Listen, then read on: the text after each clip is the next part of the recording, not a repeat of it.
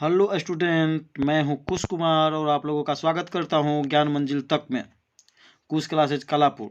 Social science सामाजिक विज्ञान 2012 का सप्लीमेंट्री में जो पूछा गया ऑब्जेक्टिव था वो हम आज लेकर आए हैं। BSc 10th का ऑब्जेक्टिव। तो हम देखते हैं कि अगला क्वेश्चन क्या है। पहला क्वेश्चन हमारा पहला क्वेश्चन है कि गैरीबाल्डी पेशे से क्या था। तो हम जानते हैं कि गैरीबाल्डी पेशे से क्या था, नाविक था। गैरीबाल्डी पेशे से नाविक था, इसका आंसर डी हो जाएगा। और हम जानते हैं इससे जुड़े हुए बात को, इटली के किरण का तलवार किसे कहा जाता है। तो इटली के किरण के तलवार कहा जाता है गैरीबाल्डी को। गैरीबाल्डी की जीवनी किसने लिखा। तो गैरीबाल्डी की जीवनी लिखा था लाला लाजपत राय ने। अगला क्वेश्चन देखते हैं, अंकोर वाट का मंदिर कहाँ स्थित है। तो अंकोर वाट का मंदिर है कंबोडिया। कंबोडिया में स्थित है अंकोर वाट का मंदिर। विश्व का सबसे बड़ा मंदिर कौन है। तो विश्व का सबसे बड़ा मंदिर है अंकोर वाट का मंदिर। हम देखते हैं आगे क्वेश्चन, अंकोर वाट के मंदिर में किस भगवान की मूर्ति है। तो अंकोर वाट के मंदिर में विष्णु भगवान की मूर्ति है। कितना फीट है। तो 10.5 फीट की मूर्ति है। अंकोर वाट का मंदिर किसने बनवाया था। अंकोर वाट के मंदिर सूर्यवर्मन द्वितीय ने बनवाया था। अगला क्वेश्चन है, तीसरा क्वेश्चन, वैज्ञानिक समाजवाद की अवधारणा का प्रतिपादन किसने किया। तो वैज्ञानिक समाजवाद की अवधारणा का प्रतिपादन किया कार्ल मार्क्स, जो कि जर्मनी का रहने वाला था। अगला क्वेश्चन हम देखते हैं कि कार्ल मार्क्स का जन्म 8 मई 1818 ईस्वी को ट्रियर जर्मनी में हुआ था। कार्ल मार्क्स का जन्म कहाँ हुआ था। 8 मई 1818 ईस्वी को ट्रियर जर्मनी में। धर्म अफीम के समान है किसने कहा था। तो धर्म अफीम के समान है कार्ल मार्क्स ने कहा था। दुनिया के मजदूरों एक हो का नारा किसने दिया। तो दुनिया के मजदूरों एक हो का नारा दिया कार्ल मार्क्स। दुनिया के मजदूरों एक हो का नारा किसने दिया, कार्ल मार्क्स। कार्ल मार्क्स ने दिया। दास कैपिटल पुस्तक के लेखक कौन है। बहुत बार क्वेश्चन पूछ चुका मैट्रिक में और कंपटीशन के भी क्षेत्र में कि दास कैपिटल पुस्तक के लेखक कौन है, कार्ल मार्क्स। दास कैपिटल का संबंध किस विषय से है। तो अर्थशास्त्र है। इसे समाजवादियों का बाइबिल कहते हैं। समाजवादियों को बाइबिल। बाइबिल नाम आने से हम आप लोगों को बता दें कि विश्व में सबसे पहले किस पुस्तक की छपाई हुई थी। तो इसका आंसर होगा बाइबिल। बाइबिल की छपाई हुई थी। विश्व में सबसे पहले कोई भी पुस्तक छपा था तो बाइबिल। अब विश्व में सबसे ज्यादा बिकने वाला पुस्तक कौन है। तो बाइबिल ही है। और दूसरे नंबर पर सबसे अधिक बिकने वाला पुस्तक कौन है। तो है पंचतंत्र। पंचतंत्र जिसके लेखक कौन है, विष्णु शर्मा। विष्णु शर्मा। पंचतंत्र में क्या है कि मनोरंजन भरी कहानियां हैं जिससे सीख मिलता है। पशु पक्षी के बारे में कहानियां दिया गया है। देखते हैं अगला पॉइंट कि कम्युनिस्ट मैनिफेस्टो। कम्युनिस्ट मैनिफेस्टो एक पुस्तक है जिसके लेखक है कार्ल मार्क्स एवं उनके दोस्त फ्रेडरिक एंगल्स ने मिलकर लिखा था कम्युनिस्ट मैनिफेस्टो। अगला क्वेश्चन देखते हैं, चौथा क्वेश्चन कि भारतीय राष्ट्रीय कांग्रेस का प्रथम अध्यक्ष कौन था। तो भारतीय राष्ट्रीय कांग्रेस का प्रथम अध्यक्ष था WC बनर्जी, जिसको कहते हैं व्योमेश चंद्र बनर्जी। ऑप्शन नंबर आपका बी होगा। अगला पॉइंट देखते हैं, भारतीय राष्ट्रीय कांग्रेस की स्थापना। तो भारतीय राष्ट्रीय कांग्रेस की स्थापना 28 दिसंबर 1885 ईस्वी को एओ ह्यूम ने किया था। एओ ह्यूम को शिमला का संत भी कहते हैं। शिमला का संत। शिमला के संत के नाम से एओ ह्यूम को जाना जाता है, या हर्मिट ऑफ शिमला उसी को इंग्लिश में कहते हैं। एओ ह्यूम जो थे ब्रिटिश रिटायर्ड अधिकारी थे। भारतीय राष्ट्रीय कांग्रेस का प्रथम अधिवेशन मुंबई में हुआ था, लेकिन हम आपको बता देना चाहते हैं कि भारतीय राष्ट्रीय कांग्रेस का प्रथम अधिवेशन होना था पूना में। कहाँ में, पूना में। लेकिन पूना में प्लेग फैल जाने के कारण यह कैंसिल हो गया और इसका प्रथम अधिवेशन हुआ मुंबई में। मुंबई के गोकुल दास तेजपाल संस्कृत विद्यालय में हुआ था।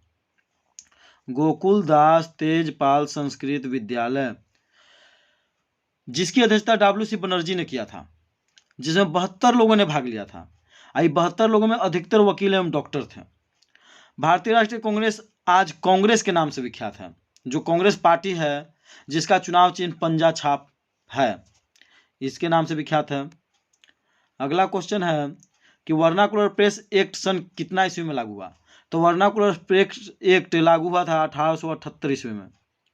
1878 ईस्वी में किसने लागू किया था। तो लॉर्ड लिटन ने। नीचे लिखा हुआ है कि वर्नाकुलर प्रेस एक्ट 1878 ईस्वी में लॉर्ड लिटन के द्वारा पास किया गया था। सही बात है।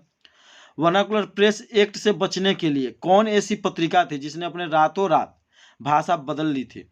तो बंगाली से अंग्रेजी कर ली थी, तो अमृत बाजार पत्रिका। वर्नाकुलर प्रेस एक्ट था क्या चीज। तो वर्नाकुलर प्रेस एक्ट एक ऐसा एक्ट था जो प्रेसों पर लाया गया था। उसमें लिखा गया था कि जो भी प्रेस अंग्रेजी में छापते हैं वो सही है, अंग्रेजी छोड़कर जो पत्र छापते हैं वो सभी पर कार्रवाई की जाएगी। तो इसलिए अमृत बाजार पत्रिका ने अपना भाषा रातों रात चेंज कर लिया था वर्नाकुलर प्रेस एक्ट से बचने के लिए। अमृत बाजार पत्रिका के संपादक कौन है? शिशिर कुमार घोष। अगर शिशिर कुमार घोष न रहे तो हम मोतीलाल घोष मारेंगे, मोतीलाल घोष। अगला क्वेश्चन देखते हैं, वर्नाकुलर प्रेस एक्ट को रद्द लॉर्ड रिपन ने किया था 1882 ईस्वी में। 1878 ईस्वी में लाया था लॉर्ड लिटन ने, और इसको रद्द कौन किया? 1882 ईस्वी में लॉर्ड रिपन ने। प्रेस मुक्तिदाता के नाम से किसे जानते हैं? तो प्रेस मुक्तिदाता के नाम से जानते हैं चार्ल्स मेटकॉफ को। भारत में प्रेस मुक्तिदाता के नाम से किसे जानते हैं? चार्ल्स मेटकॉफ को। अगला क्वेश्चन है, छठा क्वेश्चन, बिहार में, सॉरी यहाँ नेहरू देवल है, नहरों होना चाहिए। बिहार में नहरों द्वारा सर्वाधिक सिंचाई किस जिले में होती है? तो यहाँ नहरों, लास्ट में क्या है? रो, तो रो से रोहतास। आपका ऑप्शन नंबर हो जाएगा सी, नहरों, रो से रोहतास। विश्व में सबसे अधिक नहरों का जाल किस देश में बिछा हुआ है? तो विश्व में सबसे अधिक नहरों का जाल बिछा हुआ पाकिस्तान में। विश्व की सबसे बड़ी नहर परियोजना है Lord barrage. Lord barrage, Lord barrage जो सबसे बड़ा नहर परियोजना है वो कहाँ में है? पाकिस्तान में है। 7वां क्वेश्चन है कि नागपुर सड़क योजना के अंतर्गत सड़कों को कितने भाग में बांटा गया है? तो 4। नागपुर सड़क योजना के अंतर्गत सड़कों को कितने भागों में बांटा गया? 4। कौन सा उद्योग चूना पत्थर के कच्चे माल के रूप में होता है? 8वां क्वेश्चन होगा। तो कौन सा उद्योग चूना पत्थर? इसका हो जाएगा 4 ए। कौन सा उद्योग चूना पत्थर को कच्चे माल के रूप में प्रयोग करता है? तो ये हो जाएगा सीमेंट उद्योग। आपका आंसर हो जाएगा सी, आपका आंसर होगा सी, सीमेंट उद्योग। आगे देखते हैं, चूना पत्थर का रासायनिक नाम, चूना पत्थर का रासायनिक नाम कैल्शियम कार्बोनेट होता है। इसका रासायनिक सूत्र CaCO3 होता है। संगमरमर कहिए, खरिया कहिए, खरिया, इस साथ ही लिखना चाहिए था, खरिया। अंडा की खोपड़ी आदि कैल्शियम कार्बोनेट का ही बना होता है। अगला क्वेश्चन देखते हैं कि विश्व की सबसे ऊंची सड़क कहाँ है? तो विश्व की सबसे ऊंची सड़क है लेह में। कहाँ में है? लेह, जो कि भारत में है, लद्दाख की राजधानी है। देखते हैं विश्व का सबसे ऊंची युद्ध स्थल कौन है? तो सियाचिन ग्लेशियर, जो कि लेह लद्दाख में है।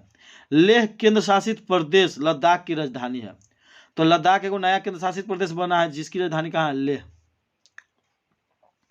आगे देखते हैं क्वेश्चन, आपके सामने है 10वां क्वेश्चन, और क्वेश्चन कर रहा है कि भारत के किस क्षेत्र में गर्म मसालों की खेती की जाती है? तो मालाबार तटों पर। केरल में है मालाबार तट। कहाँ में है मालाबार तट? केरल में, केरल में है मालाबार तट, और वहीं पर गर्म मसालों की खेती की जाती है। मसालों का राजा काली मिर्च को कहते हैं एवं रानी इलायची को कहते हैं। काली मिर्च के उत्पादन में केरल सबसे अग्रणी राज्य है। केरल सबसे अग्रणी।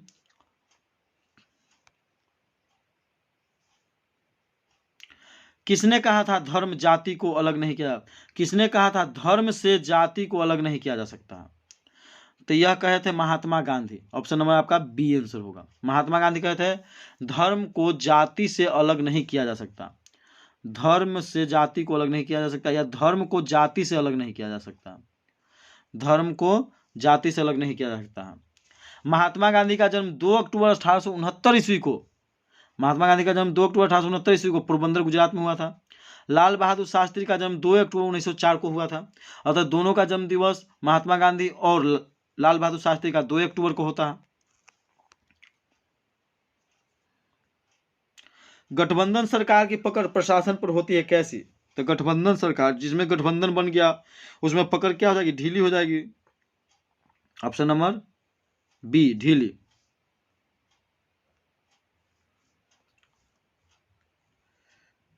इसका आंसर हो जाएगा ढीली, बी ऑप्शन। समवर्ती सूची में रखा जाता है किसको? तो समवर्ती सूची में दोनों को रखा जाता है, केंद्र एवं राज्य दोनों को। राज्य सूची में किसको रखा गया? तो राज्य सूची में केवल राज्य को रखा गया, केंद्र सूची में केंद्र को, समवर्ती सूची में राज्य एवं केंद्र दोनों को। यह हम जान लेते हैं कि राज्य सूची, केंद्र सूची एवं समवर्ती सूची का वर्णन। संविधान की 7वीं अनुसूची में है। अनुसूची संविधान में अभी 12 है, लेकिन 7वीं अनुसूची में है सभी सूचियों का वर्णन। केंद्रीय सांख्यिकी संगठन की स्थापना कब हुआ था? तो केंद्रीय सांख्यिकी संगठन की स्थापना हुआ था 1951 ईस्वी में। ये ऑप्शन इसमें हम देख रहे हैं कि केंद्रीय सांख्यिकी संगठन की स्थापना 2 मई 1951 ईस्वी को हुआ था। केंद्रीय सांख्यिकी संगठन का मुख्यालय दिल्ली में है। केंद्रीय सांख्यिकी संगठन का मुख्यालय कहाँ है? दिल्ली में है। भारतीय सांख्यिकी, एगो केंद्रीय सांख्यिकी संगठन है, एगो भारतीय सांख्यिकी संगठन। तो भारतीय सांख्यिकी संगठन की स्थापना पीसी महालनोबिस ने किए थे 17 दिसंबर 1931 ईस्वी को। 17 दिसंबर 1931 ईस्वी को। भारतीय सांख्यिकी संगठन, यहाँ संघ नहीं होगा, यहाँ सांख्यिकी होगा। भारतीय सांख्यिकी संगठन का मुख्यालय कोलकाता है। अंतर्राष्ट्रीय व्यापार संबंधी नियमों को निर्धारित करने वाली संस्था कौन है? तो अंतर्राष्ट्रीय व्यापार को देखने वाला है WTO, जिसे वर्ल्ड ट्रेड ऑर्गेनाइजेशन कहते हैं, विश्व व्यापार संघ। क्या कहते हैं? विश्व व्यापार संघ। अगला पॉइंट देखते हैं कि विश्व बैंक की स्थापना जुलाई 1944 ईस्वी में किया गया था, जिसका मुख्यालय वाशिंगटन DC है। वाशिंगटन DC है अमेरिका का राजधानी है। अमेरिका की राजधानी वाशिंगटन DC पोटोमैक नदी के किनारे है, पोटोमैक।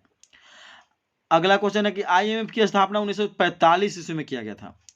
इसका भी मुख्यालय वाशिंगटन DC में है। अगला क्वेश्चन है कि UNO, जिसको यूनाइटेड नेशन ऑर्गेनाइजेशन कहते हैं, संयुक्त राष्ट्र संघ, जिसकी स्थापना 24 अक्टूबर 1945 ईस्वी को किया गया था द्वितीय विश्व युद्ध के बाद। द्वितीय विश्व युद्ध की सबसे बड़ी देन यही है, जिसकी मुख्यालय न्यूयॉर्क में है। UNO दिवस मनाया जाता है 24 अक्टूबर को। WTO की स्थापना 1 जनवरी 1995 ईस्वी को किया गया था। इसका मुख्यालय जिनेवा में है। WTO की स्थापना किया गया था GATT के स्थान पर। GATT, general agreement trade and tariff, इसकी स्थापना हुआ था 1947 ईस्वी में। IC के स्थान पर किया गया था WTO की स्थापना। अगला क्वेश्चन देखते हैं, भारत में सेवा क्षेत्र को समानतः कितने भागों में बांटा गया? तो भारत में सेवा क्षेत्र को मुख्यतः 3 भागों में बांटा गया। तृतीयक क्षेत्र को ही सेवा क्षेत्र कहते हैं। भारतीय अर्थव्यवस्था को 3 क्षेत्रों में बांटा गया, प्राथमिक क्षेत्र, द्वितीयक क्षेत्र और तृतीयक क्षेत्र। तो तृतीयक क्षेत्र को ही सेवा क्षेत्र कहते हैं। सेवा क्षेत्र को 3 भागों में बांटा गया। भारत के राष्ट्रीय आय में योगदान सबसे अधिक किसका है? तो राष्ट्रीय आय में योगदान सबसे अधिक है तृतीय क्षेत्र का, मतलब कि सेवा क्षेत्र का। किसका है? सेवा क्षेत्र का। प्राथमिक क्षेत्र में मुख्यतः कृषि, पशुपालन, मछली पालन आदि आता है। तो कृषि क्षेत्र या प्राथमिक क्षेत्र एक ही में हो गया, जो खेती के साथ की जाती है। द्वितीयक क्षेत्र में मुख्यतः उद्योग धंधे आते हैं, निर्माण और विनिर्माण के कार्य होते हैं। सूखे से बचाव का एक मुख्य तरीका क्या है? तो सूखे से बचाव का एक मुख्य तरीका है वर्षा जल का संग्रह करना। वर्षा जल का संग्रह करना, आपका आंसर होगा बी, वर्षा जल का संग्रह करना। यहां देख लेते हैं विश्व जल दिवस कब मनाया जाता है? 22 मार्च को। अब विश्व पृथ्वी दिवस कब मनाया जाता है? तो 22 अप्रैल को मनाया जाता है। तो दोस्तों आज यहीं तक हम आपसे अलविदा लेते हैं। आप वीडियो देखने के लिए आपका धन्यवाद। यदि यह वीडियो आपको अच्छा लगा हो तो लाइक कीजिए, सब्सक्राइब कीजिए, और यदि यह चैनल पर आप नए हो तो उसे सब्सक्राइब करना मत भूलें। शेयर करें। जय हिंद।